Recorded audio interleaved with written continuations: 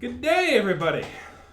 Well, today is going to be a very animated and interesting video because the government's being stupid. Again. We had a previous video where we talked about cat pan rumors and things like that, and that has still been ongoing. For over the past year, the cat pan rumors have still been panning out. But I don't cover things that happen repeatedly because, to me, that's noise rather than news, right? If something happens, you talk about how it happened, and if it continues to spin and rumor monger, then at that point it's no longer news. It's just a fact of life. People are going to talk about cat pans because they're bored and have nothing else to do. I mean, we used to read War and Peace, and we used to have books that were like this thick that would entertain people. Or you can order cocaine from the Sears catalog. Whatever floated your boat. But now we got to have anger and fear over made up nonsense. And then that video when I talked about the Nebraska one, that one particularly set me off, was because he was following up on a false rumor on how it was disruptive to the community when he didn't seem to have the same fear for a certain situation that happened 10 minutes from his district, and the problems that it had. But you can rewatch that one over there. This one doesn't have me as angry because it's not as angry. It's kind of annoying, but still. It is Oklahoma. So Oklahoma, and this is an interesting first, has put a bill on the floor about education, about the education system, particularly about the attempt to privatize the education system. They're basically trying to offer parents endowments, or basically an escrow account where they can put money aside and pull their kid out of public school, right? And the state will put in money into some sort of side account, some endowment or something like that, that can be used to privately finance the parent's education. That is the premise of the bill, in essence. It's 20 pages long. It's not that long of a read, though it's kind of a hard read, and it could be shorter, and we'll go over that. It could be shorter and more to the point and not include furries. But since it includes furries, I have to talk about it and analyze it because, thank you, I have nothing better to do. Anyways, let's do this then. Let's analyze this bill. So first of all, why are the furries literally triggering the thing? So there is a section in this law that covers the concept and defines concepts. So laws are typically something like this. You have a preamble or an introduction, and then you'll have pages of definitions, right? A is think of it like a math equation. I'm pretty sure I'm going to lose some of you here, but you know how in math, in advanced maths with algebras, you'll say, let x be y, or let y be z, or let x be an integer between a and b. So you would define what letters mean in your proofs, right, before you lay out your proofs. The same goes with law, and the same goes with actual engineering code too, like software. You'll define variables at the top, right? And I literally, when I was teaching, computer science in college to math majors who had to take an intro class for whatever reason as part of their major, I said, basically you have to think about it like this. Object-oriented programming is basically algebra of everything. Every object has, defined features and stuff like that. So the laws are the same way. Long story short, I won't go into too much detail because this isn't a computer science tutoring class. But basically, you have let words mean this. And basically, that way, during the reading of the bill, you can basically, read those two words and understand that they're defined up here with the more detail that you need. Because the devil's in the details, and if you don't provide details in law, things can get a little messy. And the thing that's kind of messy about the definition of the trigger districts that we're about to read is that the subsections of things that define a trigger district are not that well defined, which is why this bill is kind of weak sauce when it would probably have to hold up in court and things like that. So let's go over what those trigger districts are. And this is where the furry thing comes into play a little bit. But there's also other things. So let's read through this together. A trigger district. Let it be known that a trigger district means a school district in the state of Oklahoma where any of the following concepts or activities have been advocated or tolerated. So I'm gonna skip A, B, C, because they're basically defined in other laws, and I'm taking enough time as it is. I don't want to go scrapping through trying to figure out what those are. But here's it. Point D, instruction in gender identity and sexual orientation, including instruction designed to promote gender confusion. Woo. Just because you're confused about other people's gender doesn't mean that the person is confused about theirs. I don't know. That's just me anyway. E, possession of books which contain obscene materials as defined by, okay, so basically no porn books or something, and that's defined in another statute somewhere else. F, curriculum which is sexual in nature except provided in section of Oklahoma statutes, probably like sex ed stuff and like biological books, talking about biology and stuff like that. Those are like A, B, C, E, and F are kind of reasonable because like they're kind of predefined already. G, the presence of any school employee volunteer. And this is the big one, number G, baby. Number G.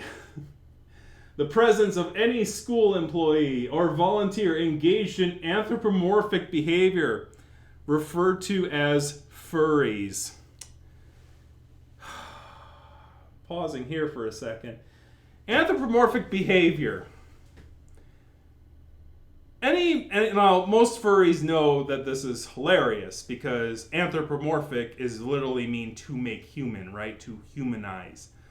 So saying anthropomorphic behavior is literally saying human behavior.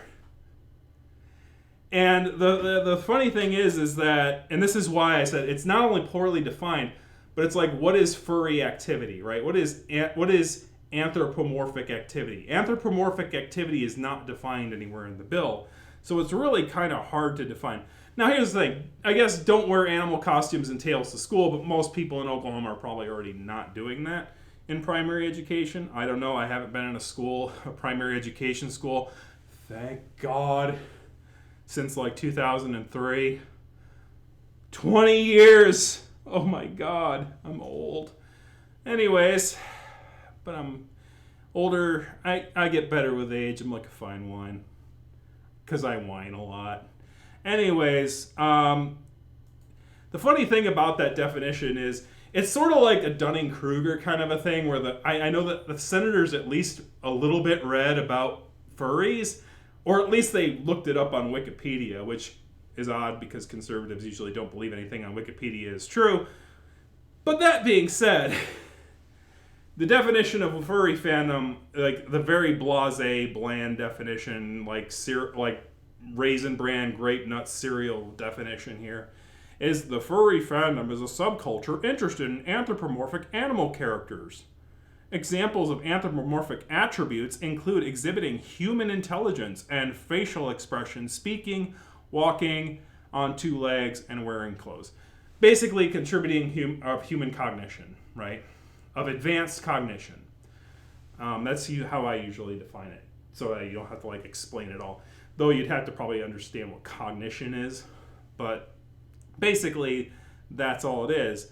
So basically, anthropomorphic attributes are human attributes, right? Anthropomorphic animal means an animal that's been humanized or shows human traits. So it's like he said, oh, well, they're interested in anthropomorphics. Okay, well, I'm going to call it anthropomorphic activities, right? So it's one of those things where you can kind of understand what the intent was, but it's very poorly copy edited. Because basically, as people have joked, a teacher can, like, basically all schools are now trigger districts because every teacher is performing cognitive skills. They're teaching students maths and science and history and things. And so that requires intelligence, human cognition intelligence. And this thing bans human cognition intelligence, which is ironically, I think, the absolute opposite of what the senator intended. What the senator's probably fearing because of rumors that they heard, which by the way is a sort of one of those faux pas of our cognitive abilities, is that we're able to spread falsities and falsehoods, and people will believe those falsehoods to be true if they have a desire, whether purposefully, intentionally, or innocently. Some people can believe falsehoods, right? That's one of the drawbacks of human cognition. And so here's the thing. The interesting thing is that I think he feared the opposite. And the interesting thing is that there is a word for the opposite. There is a word called zoomorphism, which is basically taking something that a human person and making it more animalistic, right? My personal thought is that, pup hoods are technically zoomorphic, right? They are a person, usually when they're doing pup play, is behaving in a zoomorphic manner, right? They're going from a human intelligence person to somebody acting animalistic, right? When they say those rumors about people doing things in cat pans, that's saying, oh, look at this, they're behaving unhumanly, right? Humans go in the porcelain throne. They don't go in the pan. So that is a zoomorphic behavior. So that is sort of the concern there, right? So basically it should have said zoomorphic behaviors instead of anthropomorphic behaviors as things that the Senate was worried about. Live and learn, and then get tidy cats. Anyway, so that's basically that. And then it goes on to some other things, and some of these get kind of silly, so I want to just continue on. Number H, climate change ideology, including but not limited to disparaging the oil and natural gas industry or the agriculture industry.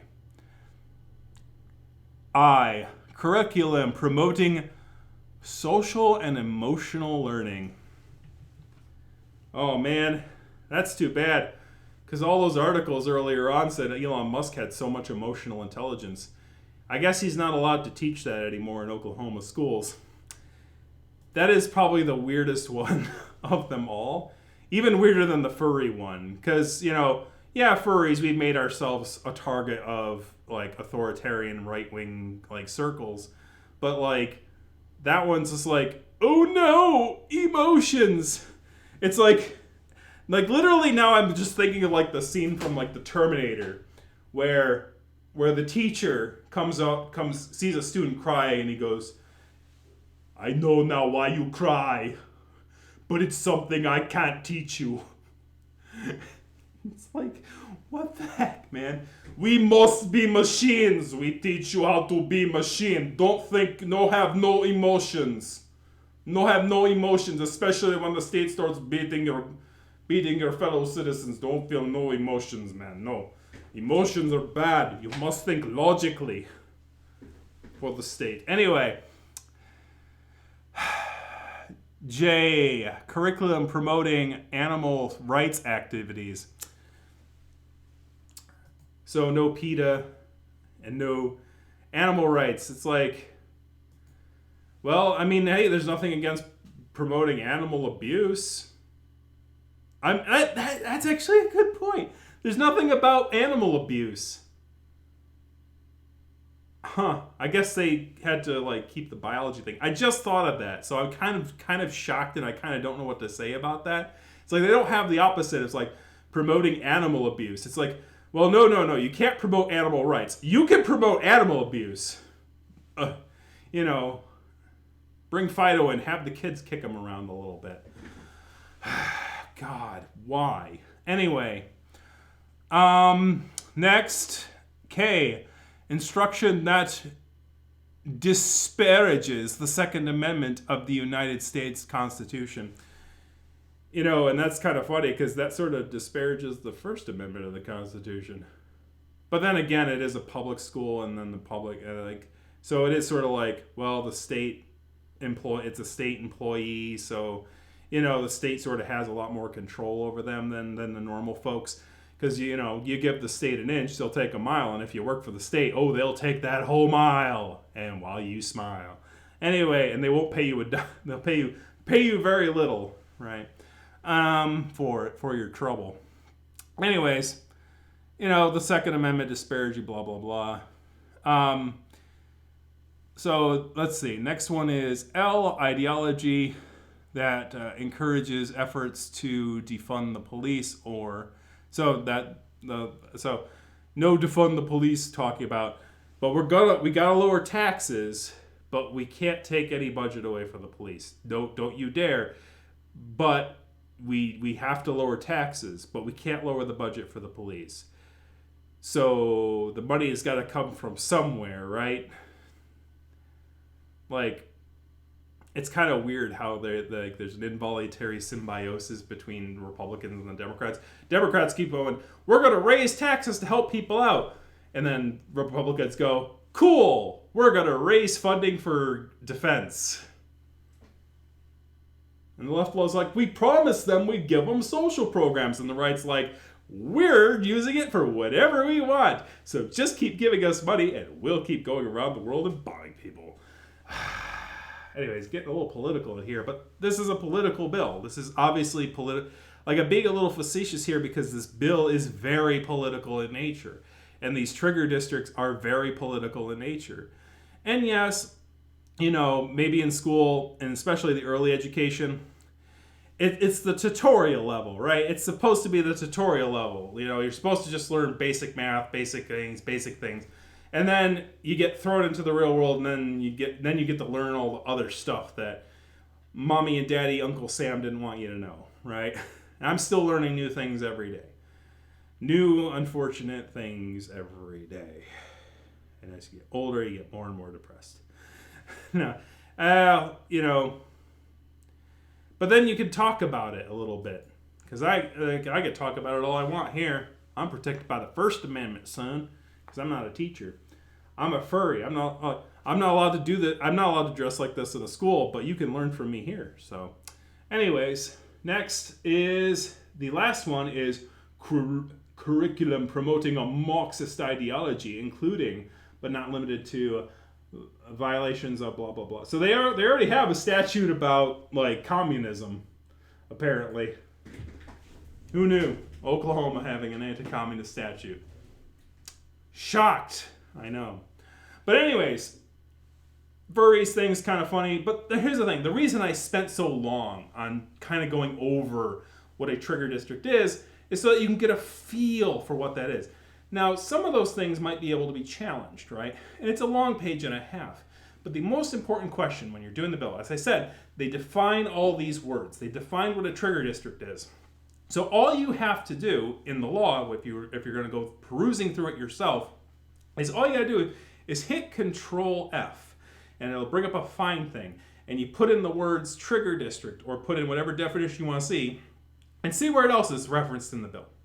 So in this case, what happens is you're referencing the bill, right? And I only found it defined or utilized. I only found it utilized within the bill once. They use it once. And when I read what it was for, I basically sighed, shook my head, threw my hands up, and that's what we're going to do right now. So, here we go. Where was it used? No, not you. You. So, they're under the definition of an eligible student. So, just to give you some idea, eligible student in the rest of the law is typically used to describe a student who is eligible for this program of a parent taking private or public money and using it towards private education, right? This endowment, basically, this state-funded endowment. When can a parent use a state-funded endowment? Is when they have an eligible student. This is the eligible student. There's 2 subcategories that qualify for eligibility. And we're going to talk about those, and only one of them, the 2 definitions, includes the words trigger district. So let's read it together. Eligible student, a resident of the state who lives in a county with population of more than 10,000 or whose parent works in a county with a population of more than 10,000 according to the latest federal decimal census. Decennial census. And who is eligible to enroll in public school in the state or... So basically that first one's like urbanized counties, right? Large counties with more than 10,000 people living in it. That's the gist. That's the non-legalese way of saying that. And here's section B. A resident of this state who lives in a county with a population of less than 10,000, according to the latest decennial census, and who is eligible to enroll in public schools in the state that has been determined by a reporting agency to be a trigger district.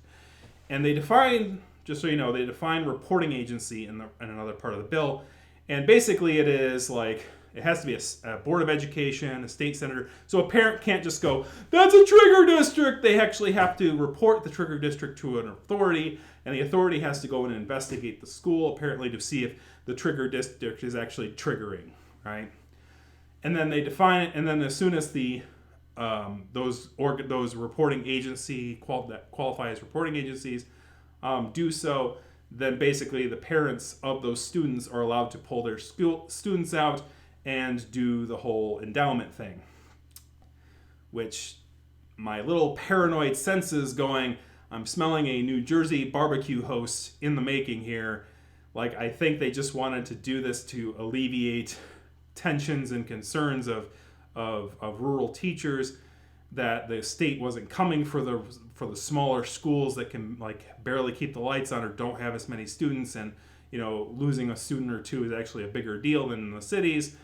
But at the same time, it's very easy for somebody who wants the endowment thing to become more standardized to sneak in one of those triggering provocateurs, similar to how the New Jersey hoax thing, if you're not familiar, had a situation where the news media and the politicians made up a story about furries having like intercourse on a car, and nobody had any evidence that occurred at the place, and they basically that whole party was raising funds for a volunteer EMT service, and basically that EMT service got shut down. And the thing that furries believe at this point is that the politicians in that New Jersey area basically made up that story about furries in order to attack the volunteer thing and to privatize the EMT services in Windsor, New Jersey. There's a whole story about that situation that you can find on Flera as well. So that just sort of smells like this to me. But the weirdest part about this is that this trigger district and this whole, like, how much time I've spent talking about this and how much of a weird, like, weakness this is, because these things aren't very well defined. So it's kind of like the weak sauce part of the law, right? So it's like there's a lot of probably some of these things that could be challenged in court, especially the things that don't have prior statutes, right? And so those things can be challenged. It's a weakness in the law.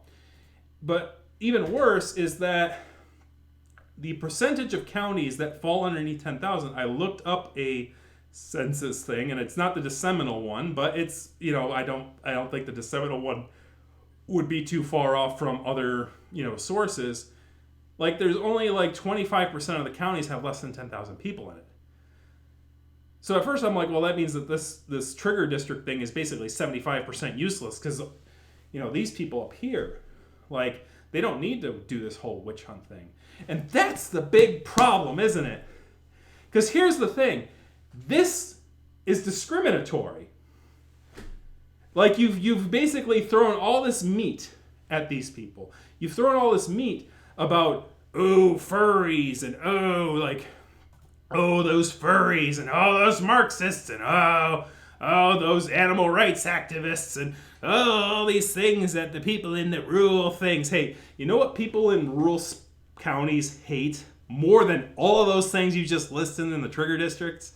Is some yokel, pencil neck yuppie puppy, senator politician from a capital state raining down and saying, I am giving this benefit to these urban people, and you rural folks, well, you're just going to have to jump through all these hoops. You're going to have to go and find a reporting agency and get evidence from the school and try to find what these triggering things that we gave you to try to do this thing. And you're going to have to do all that work, where these people in 5A don't have to do that. So this begs the question.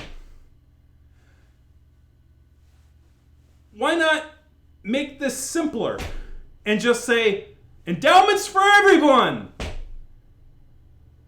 You rural people, you get those endowments. You get those endowments. You get those endowments. Everyone gets those endowments. Because that is what rural people hate more than Marxists, than furries, than gay folk. What they hate the most is having to do effort that urban people get for free. Now, to be fair, they know certain things and certain luxuries they're never going to have. They kind of like being a little sparsed out. They're not going to be able to drive to they're not going to be able to walk to a McDonald's or whatever. They understand that. But this is literally the state saying, well, we're going to make this easy for the people in the urban areas, but we're going to make it difficult for the people in the rural areas. Why not just throw out the whole trigger district thing, throw out an entire page that is easily challengeable in your bill, and just go for this. Stop using furries as your scapegoat to try to worm your way into trying to us. You're going after the schools. You want to privatize the schools. The Senate needs to do that on their own. They don't need to use furries to frickin' defund the schools if that's what they're looking to do. You're the adult in the room. You own the law. Write the law in a way that's not cowardly. This is a cowardly way to write a law. It's a cowardly way to do it. And you're throwing the rural people under the bus here. And they should be upset about that. And if they're not, then they are dumb. But I don't think they're dumb. I think you're dumb. I think you think they're stupid. Those people in the rural people aren't stupid. I'm from a rural place. I grew up in a rural place. I went to a public school. I was educated at a public school, and I now have opportunities that my parents could never have. In a world where opportunities are growing thinner and thinner. And I had to deal with my peers there, and that was probably the most annoying part of high school. And it's probably some of the worst parts of my life. But I studied hard because it distracted me from the rest of the BS that was happening there. So, I'm a factor of this. And if you want to go after the rural schools, go after them. But you have to say that you're going after them. Don't use furries and leftists as an excuse. Don't use us as some, oh, look what you made me do. Oh, it's because of the furries and gay people that we defunded the rural schools. You should be mad at them, not at us. Where literally this trigger district thing is basically 97% useless. You want to know why? If you add up all the population, you get some interesting numbers. Let's take a look at that right now. In the state of Oklahoma, according to the census thing I looked at, 3,948,136 people live in the state of Oklahoma. If you take only the counties that have less than 10,000 people in them, you get 116,863 people. That means 2.96% of the state has to go through all this nonsense. makes you feel like you wasted your time and I wasted your time, doesn't it? Makes you feel like, God, I wish I could have that time back. Think of all the lawsuits that are going to come up for this thing going, well, this is what this is defined. Is it really right for the state to say that you can't be teaching about the existence of other people and that they exist and that, hey, I'm sorry for the inconvenience, but trans folks exist. All the litigation, all the lawsuits, all this nonsense. And all this paper and definitions and undefined law and sort of sketchy sort of stuff and floaty nonsense is only hoops that 3% of the population has to deal with. For anyone else, and anyone else in there, well, they get to do it for free. They get to just ask and say, hey, I don't want my kid in a public school. Can I use this, education endowment? Okay, go ahead, city boy. You could go ahead and do that. Cool. No muss, no fuss. For the people who are not 100, for the people other than those 116,863. It's ridiculous. It's stupid. And your leaders think you're stupid. You're not stupid. They're coming for your education, people in the country. They're coming for your kids' futures. And they're going to use furries and leftists as an excuse to take your kids' future away from you. That's what they're planning on doing. And yes, having your kid learn things about the world is scary. Having them go out into that world is scary. If they learn and process and do things and become self-sufficient, they may even move away from your small town. And you'll have an empty nest. And that's some of the hardest stuff that you're going to have to deal with. You're proud, but you're sad because your kid's independent. But you are depressed because, the light that they brought into your life is no longer there. But don't let the government use that fear to take away our future. Don't let them do that. Anyways, that's all I have for today. Tell me what you think of this situation. Kick that like, kick the subscribe button, and kick a comment in that comment section. I'm going to get the hop out of here, and I'll see you again next week. And hopefully, someday, our senators can be man up and do their job without having to use like these little mud-flinging tactics. Anyways, have a good night.